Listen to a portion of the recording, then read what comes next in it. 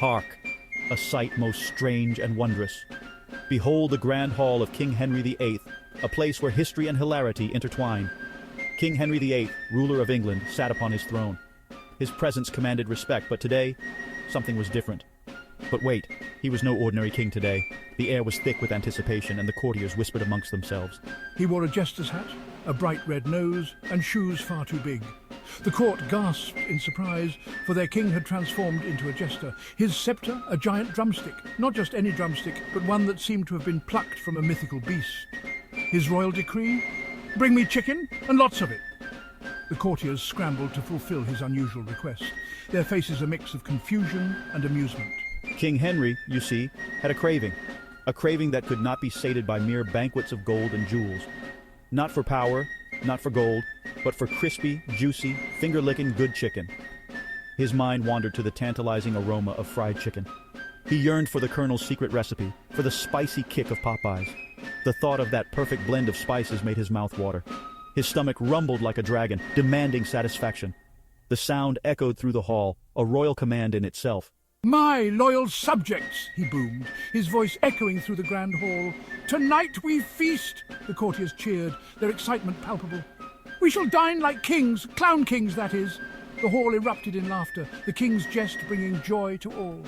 A mischievous glint sparkled in his eye. This was a king who knew how to have fun, and his subjects loved him for it. This was no ordinary feast he had in mind. It was to be a grand celebration, a night to remember. This was a feast for the ages, a celebration of all things chicken. The tables groaned under the weight of countless chicken dishes, each more delicious than the last. The courtiers indulged with gusto, their faces alight with delight. The king watched with satisfaction, knowing he had brought joy to his people. King Henry raised his drumstick in a toast. "To chicken," he declared, and the hall echoed with cheers. This was a night of merriment, a night where the king and his subjects were united in their love for poultry. The festivities continued late into the night, with dancing, laughter, and of course more chicken. It was a night that would go down in history, not for battles or treaties, but for the sheer joy of a king and his people celebrating together. And as the night drew to a close, King Henry VIII smiled contentedly. For in that moment he was not just a king, but the clown prince of poultry, beloved by all. The royal chefs scurried like mice, their faces pale with panic. The kitchen was a whirlwind of activity, pots clanging and pans flying as they tried to prepare a meal fit for royalty. "KFC and Popeyes, Your Majesty," stammered the head chef, his toque askew. He could hardly believe what he was saying. Presenting fast food to the king was unheard of. But those are establishments of the common folk." The head chef's voice trembled as he tried to explain the unorthodox choice. "Nonsense!" roared the king, his belly rumbling impatiently. He was a king who knew what he wanted, and he wanted the delicious, crispy goodness of fried chicken. Good food knows no class distinction. Now be gone with you. The king waved his hand dismissively, silencing any further objections. "And fetch me extra gravy," the king's voice boomed through the hall, leaving no room for doubt about his desires. And so it was. The finest delivery boys in the land, clad in royal livery, raced through the streets. They were on a mission of utmost importance, their feet barely touching the ground as they hurried to fulfill the king's command. Their mission, to procure a kingly feast of epic proportions. They darted through alleyways and across courtyards, their arms laden with bags of fried chicken and sides. Buckets of fried chicken, mountains of mashed potatoes, rivers of gravy, and enough biscuits to build a castle. The feast was a sight to behold, a true banquet for a king. The table groaned under the weight of the food, a testament to the king's insatiable appetite. The air filled with the intoxicating aroma of fried chicken. The jesters performed their antics, adding to the festive atmosphere. The king, his clown nose twitching with anticipation, surveyed the scene with glee. He could hardly contain his excitement as he prepared to dig into the feast. "Tonight," he declared, "we shall have a feast that will be remembered for 1,000 years." The chefs, though exhausted, couldn't help but smile at the king's enthusiasm. The king's declaration echoed through the hall, a promise of a night filled with laughter, joy, and of course, delicious food. The feast was not just a meal, but a celebration of the simple pleasures that unite us all. No feast is complete without entertainment. King Henry, being a man of discerning and slightly bizarre taste, had summoned a band of local renown. Scott's Garuage. This wasn't just any band. They were the talk of the town, known for their eclectic performances that left audiences both bewildered and delighted. The king had heard tales of their unique style and was eager to see if they lived up to the hype. Now, Scott's Garuage wasn't your typical lute and lyre ensemble. Oh no, they were a band of ragtag musicians who played a curious mix of rock and roll, polka, and, well, let's just say their music was as unpredictable as the king himself. They had instruments that looked like they were plucked from a dream, an electric lute, a drum set made from old barrels, and a keyboard that seemed to glow with an otherworldly light. Their lead singer, Scott, was known for his wild hair and even wilder stage antics. Their performances were legendary, filled with unexpected twists and turns. One moment, they'd be playing a soulful ballad, and the next, they'd break into a high-energy rock anthem. The crowd never knew what to expect, and that was part of the charm. The king, with his love for the unusual, found himself tapping his foot in anticipation. "This one's for you, Your Majesty," he announced. "A little ditty we like to call The Ballad of the Big Bird."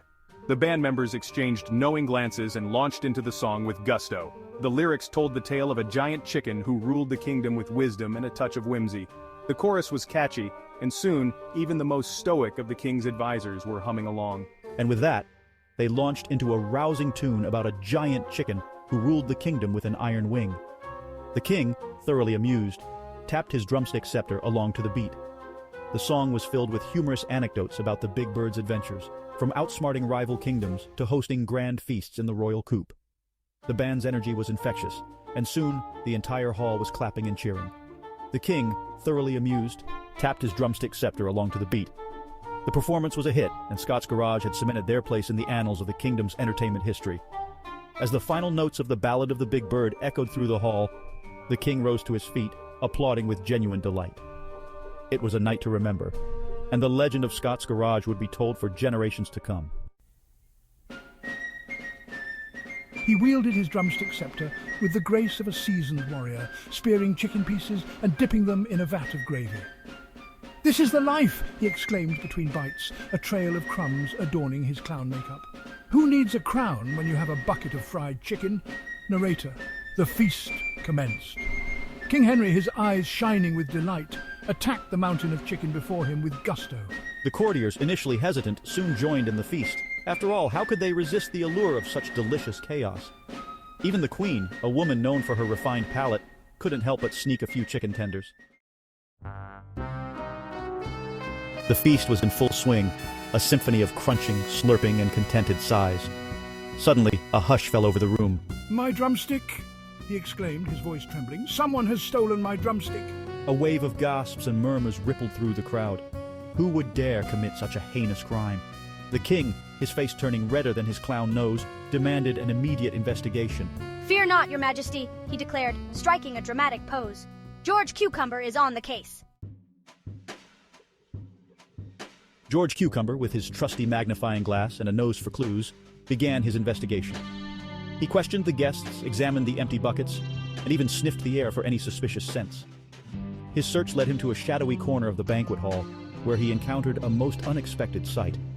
Rick the Cool Ogre, a hulking figure with a heart of gold and a stomach that could hold a small village. "Don't tell anyone," he whispered, "but this thing is the real treasure here." Goerge Cucumber, realizing the ogre meant no harm, decided to keep Rick's secret. The missing drumstick, it seemed, was a mystery for another day. Just when it seemed the feast couldn't get any more chaotic, a shrill voice pierced the air. "Halt, you chicken-guzzling fiends!" "My chicken leg, you shall pay!" Lord Farquaad, ruler of the neighboring kingdom of Duloc, and a man known for his short temper and even shorter stature, stormed into the hall. He was furious, his face contorted in a mask of rage. "You have stolen what is rightfully mine!" he shrieked, pointing an accusing finger at King Henry. "My chicken leg, the last one in the land!" "This, my good sir, is a drumstick, and it belongs to the king. S4, your chicken leg?" The tension in the room crackled like a chicken in a deep fryer. Lord Farquaad, his face turning an interesting shade of puce, drew his sword. "Prepare to face my wrath!" he screeched. But King Henry, ever resourceful, had a trick up his sleeve. With a mischievous grin, he reached behind his throne and pulled out a giant chicken. "Behold," he declared triumphantly, mounting the giant bird, "Colonel Sanders' finest steed." The giant chicken, spurred on by the king's cries, let out a mighty cluck and flapped its enormous wings, sending a gust of wind through the hall. Feathers flew, plates crashed, and courtiers dove for cover as the king made his escape, riding high on Colonel Sanders' chicken. Lord Farquaad, enraged at the king's escape, chased after him, his tiny legs pumping furiously. But the giant chicken was too fast, soaring through the air with surprising grace. Suddenly, a loud crack echoed through the sky. The ground shook and the courtiers screamed. "The sky is falling," someone cried. But it wasn't the sky that was falling. It was Humpty Dumpty, who had been sitting precariously on a wall nearby, enjoying the spectacle. He tumbled to the ground with a resounding thud, his shell cracking into 1,000 pieces. King Henry, safe astride his giant chicken, landed back at his castle, his belly full of fried chicken and his heart full of joy. Lord Farquaad, exhausted and defeated, gave up the chase, vowing to return another day. The feast, despite the unexpected interruptions, was declared a roaring success. The courtiers, covered in feathers and gravy, stumbled home, their bellies full and their spirits high. And as for Humpty Dumpty, well, let's just say all the king's horses and all the king's men had a very messy job on their hands. But that, as they say, is a story for another time.